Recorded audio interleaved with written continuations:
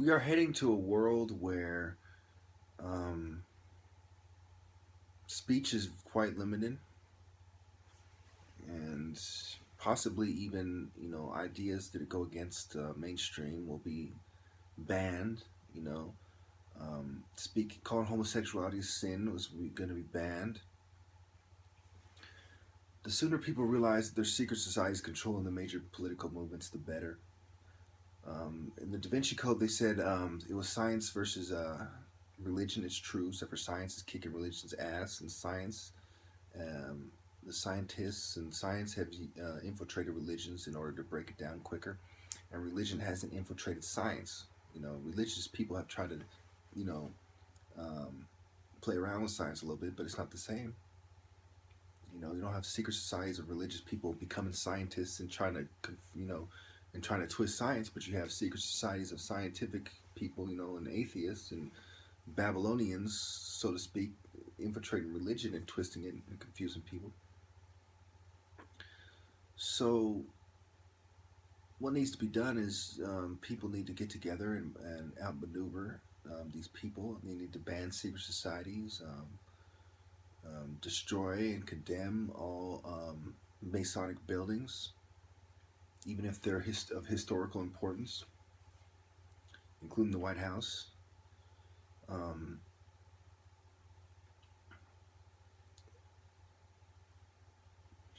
the easiest way to put the enemy in one category is called Babylonians, okay? Because in Babylon you had a variety of people. You had a variety of different religions. You had non-religious people. You had effeminate men. You had everything you have, in the New World Order is part of Babylon, okay? And so a lot of these people have found refuge in Eastern religions, such as Buddhism. Even though the Dalai Lama has come out and said homosexuality is not for Buddhists. And the reason why is you have the idea of reincarnation. Some people say, oh, they used to be a woman in their last life and they reincarnated as a man. And, they also doesn't have the same exact morality as the idea of karma is there. And people not, you know, charity is not necessarily an idea of Buddhism. It's more of like, you can do it if you want, good things to come back to you. Yeah. But it's like, just don't, just live your life and try not to exchange too much karma is the way they want to go. Um, and again, when psychologists and psychiatrists talk about mindfulness, comes, they quote Buddhist teachings and white guys who are into Buddhism. They have books. I forgot what these guys' name is. Maybe I'll put it in the comments if I care. Um, yeah, the New World Order is not run by Asian men. It's run by homosexuals, pedophiles, feminists, and the feminists are both men and women. The Baphomet, the dual genders. Um, it's run by people who are into the occult witchcraft and into they're into history in a malevolent way, in a devious way, a diabolical way. Um, so a lot of these people don't necessarily worship the devil, but some of them do. Some worship just different idols. They have their favorite pagan idol. Baal. Set, etc. Um, so yeah, really,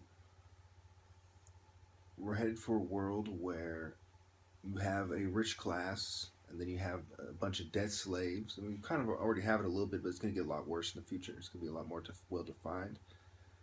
And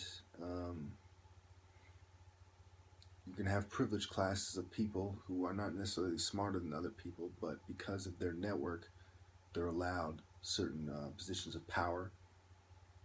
Um, you can have a little bit of jealousy between different secret societies as they vie for power.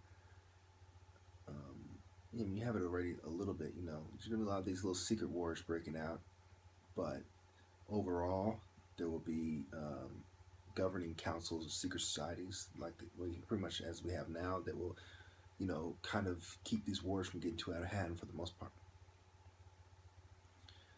And you know, this is where we're headed for. Homosexuality would be a lot more prevalent in society. Feminism, lesbianism, the LGBT community will be a lot bigger, greater percent of society.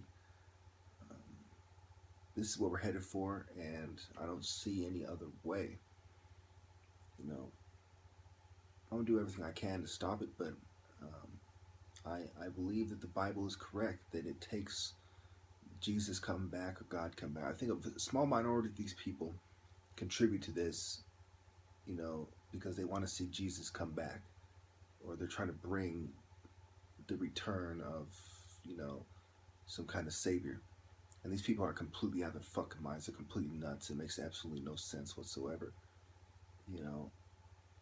But I think they believe that if when Judgment Day comes, that you know all the good people are going to be united in you know in heaven or in you know Jerusalem, and Jesus will rule from the throne, and you know, or they have their own savior's version of it. You know, Maitreya and all these people. You know,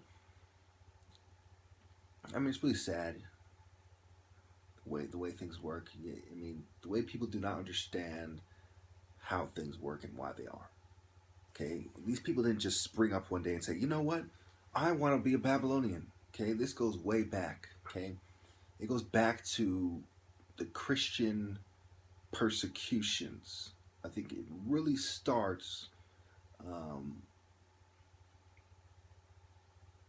it really starts unfolding the way we know it after Christianity. Because before Christianity, there was a different dynamic. Okay, there was Jews, there was Persians, you know, Zoroaster, and you know Zoroastrianism, and there was Babylonians, and you know Syrians, and you know Hittites, and there was you know it wasn't the way we know it now.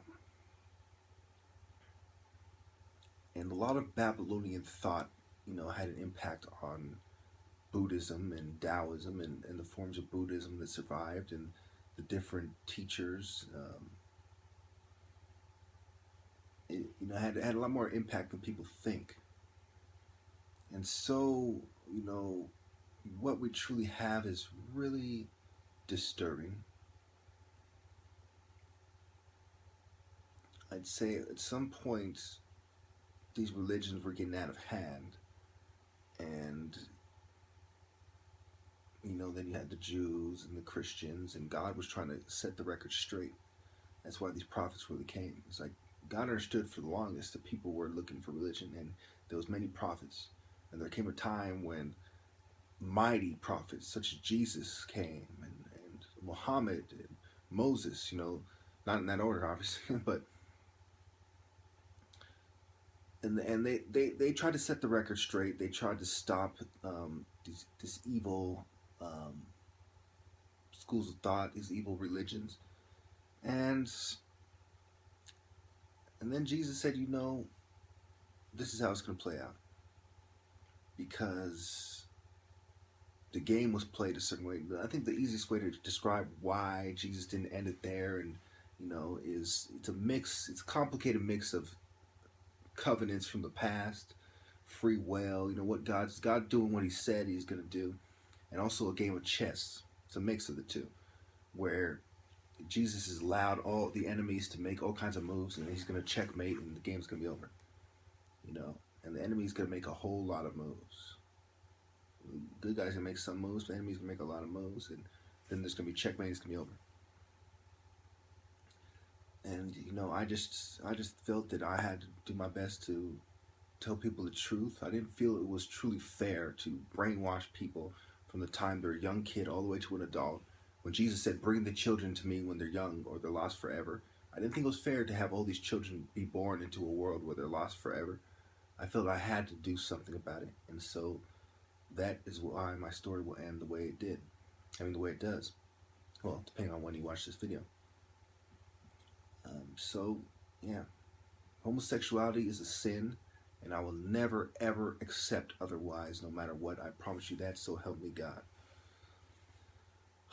So is pedophilia, so is feminism, so is racism, so is classism and having a rich class of people who try to convince you that being rich is okay and the Bible is not. Thank you.